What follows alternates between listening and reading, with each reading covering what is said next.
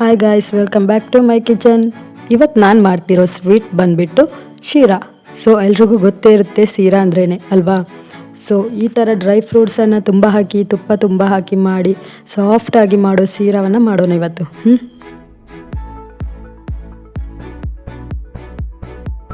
ಅದಕ್ಕೆ ಬೇಕಾಗಿರೋ ಎಲ್ಲ ಐಟಮ್ಗಳನ್ನು ನಿಮ್ಮ ಮುಂದೆನೇ ತೋರಿಸ್ತಿದ್ದೇನೆ, ಸಕ್ಕರೆ ಒಂದು ಬಿಟ್ಟು. ಓಕೆ, ಲೆಟ್ಸ್ ಮೇಕ್ ಶೀರಾ. ಸ್ವಲ್ಪ ತುಪ್ಪವನ್ನು ಹಾಕಿ 1-2 ಸ್ಪೂನು, ಹಾಗೆ ಅದರ ಮೇಲೆ ಈ ಡ್ರೈ ಫ್ರೂಟ್ಸ್ಗಳನ್ನು ಹಾಕಿ, ಬಾದಾಮ್ ಎಲ್ಲ ಇದ್ದರೆ ಇನ್ನೂ ಒಳ್ಳೆಯದು. ಇದನ್ನು ಸ್ವಲ್ಪ ಡ್ರೈ ಆಗೋ ತನಕ, ಅಂದರೆ ಬಿಸಿಯಾಗಿ ಅದು ಬಬಲ್ಸ್ ಥರ ಬರುತ್ತೆ ದ್ರಾಕ್ಷಿಗಳೆಲ್ಲ, ಹಾಗಾಗೋವರೆಗೂ ನೀವು ಡ್ರೈ ಮಾಡ್ತಾನೇ ಇರಿ. ನೋಡಿ, ಈಗಾಗಲೇ ಕಾಣಿಸಿದೆ ನಾನು. ಹಾಗಾದಮೇಲೆ ಅದಕ್ಕೆ ಸ್ವಲ್ಪ ತುಪ್ಪ ಹಾಕಿ, ಹಾಗೆ ರವೆನ ಕೂಡ ಡ್ರೈ ಮಾಡ್ತಾಯಿರಿ. ತುಂಬ ಬಿಸಿ ಮಾಡಬೇಡಿ. ಡ್ರೈ ಮಾಡ್ತಾ ಮಾಡ್ತಾ ನಿಮ್ಗೆ ಗೊತ್ತಾಗುತ್ತೆ ಎಷ್ಟು ಮಾಡಬೇಕಂತ, ಆ ಮಟ್ಟಕ್ಕೆ ಮಾಡ್ತಾ ಇರಬೇಕು. ಆಮೇಲೆ ನಾನಿಲ್ಲಿ ತಗೊಂಡಿರೋದು ಎಷ್ಟಂದರೆ 2 ಬೌಲ್ ರವೆ ತಗೊಂಡಿದ್ದೇನೆ.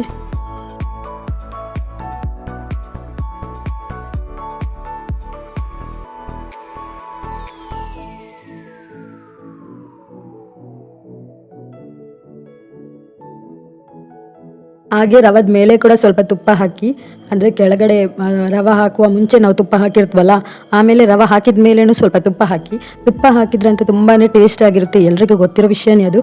ಅದು ಅಲ್ಲದೆ ತುಪ್ಪದಿಂದ ತುಂಬ ಬೆನಿಫಿಟ್ ಕೂಡ ಇದೆ, ಯಾವುದೇ ಪ್ರಾಬ್ಲಮ್ಸ್ ಏನೂ ಇಲ್ಲ ಜಾಸ್ತಿ ಹಾಕೋದ್ರಿಂದ.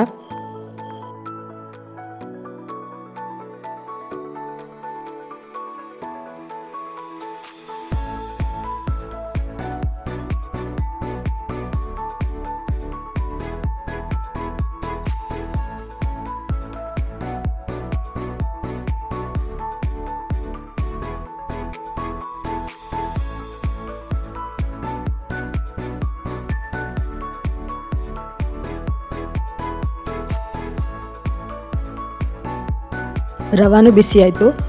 ಈಗ ಅದೇ ಬಾಣಲೆಯಲ್ಲಿ ನಾನೀಗ ಗ್ಲಾಸ್ನಲ್ಲಿ, ಅಂದರೆ 1 ಲೋಟ ಗ್ಲಾಸ್ ಅಂತ ಹೇಳ್ತೀವಲ್ಲ, ಆ ಗ್ಲಾಸ್ನಲ್ಲಿ 5 ಲೋಟ ನೀರು ತಗೊಂಡಿದ್ದೇನೆ. ಹಾಗೆ ಸ್ವಲ್ಪ ಏಲಕ್ಕಿ, ಸ್ವಲ್ಪ ಕಲರ್ ಪುಡಿ ಗೊತ್ತೇ ಇರುತ್ತೆ, ಫುಡ್ ಕಲರ್ ಸಿಗುತ್ತೆ, ಆ ಕಲರ್ ಪುಡಿ ಹಾಕಿದ್ರಾಯ್ತು. ಅದು 2 ಕಲರ್ ಇರುತ್ತೆ, ಅಂದರೆ ಒಂದು ಆರೆಂಜ್ ಒಂದು ರೆಡ್ ಕಲರಲ್ಲಿ ಬರ್ತದೆ. ನಾನಿದು ತಗೊಂಡಿರೋದು ಲೈಟಾಗಿ ರೆಡ್ ಕಲರ್ ಆಗಿ ಬರೋ ಹಾಗೆ, ಅಂದರೆ ಆರೆಂಜೇ ಆಗುತ್ತೆ, ಸ್ವಲ್ಪ ಡಾರ್ಕ್ ಆಗಿ ಬರಲಿ ಅಂತ ಇದು ಮಾಡಿದ್ದೇನೆ.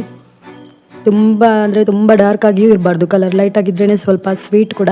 ಹಾಗೆ ಇದು ಸ್ವಲ್ಪ ನೋಡಿ, ಈಗ ಬಿಸಿ ಆಗ್ತಾಯಿದೆ. ಬಿಸಿ ಆಗ್ತಿರೋ ಟೈಮಲ್ಲಿ ಸಕ್ಕರೆನ ಹಾಕಬೇಕು.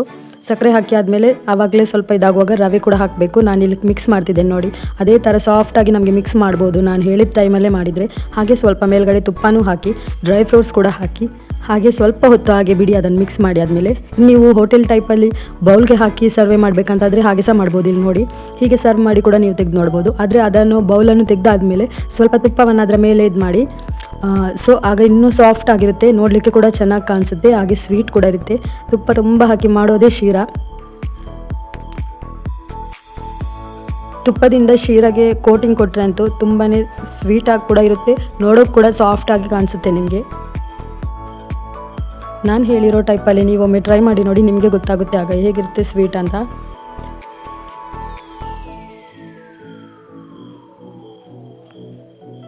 ನೋಡಿ, ಲಾಸ್ಟಾಗಿ ಫೈನಲ್ ಸ್ಟೆಪ್ಪನ್ನು ನಾನು ತೋರಿಸ್ತಿದ್ದೇನೆ ನಿಮಗೆ.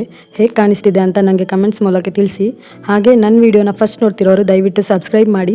ನೀವು ಸಬ್ಸ್ಕ್ರೈಬ್ ಮಾಡಿಕೊಂಡ್ರೆ ನಾನು ನೆಕ್ಸ್ಟ್ ಹಾಕಿರೋ ವೀಡಿಯೋ ನಿಮಗೆ ನೋಟಿಫಿಕೇಷನಲ್ಲಿ ಬರುತ್ತೆ. ನಿಜವಾಗ್ಲೂ ನಾನು ಒಂದು ಮಾತ್ರ ಹೇಳೋಕ್ಕೆ ಇಷ್ಟಪಡ್ತೇನೆ, ನಾವು ಹೋಟೆಲ್ಗಳಲ್ಲಿ ಹೋಗಿ ತಿನ್ನೋದ್ರ ಬದಲು ಮನೆಯಲ್ಲೇ ಈ ಥರ ನಾವು ಸ್ವೀಟಾಗಿ ಟೇಸ್ಟಾಗಿ ಮಾಡಿದ್ರಂತೂ ನಮ್ಮ ಹೆಲ್ತಿಗೂ ತುಂಬ ಒಳ್ಳೆಯದು. Okay guys, thank you for watching. Next ವೀಡಿಯೋದಲ್ಲಿ ಸಿಗೋಣ. ಬಾಯ್.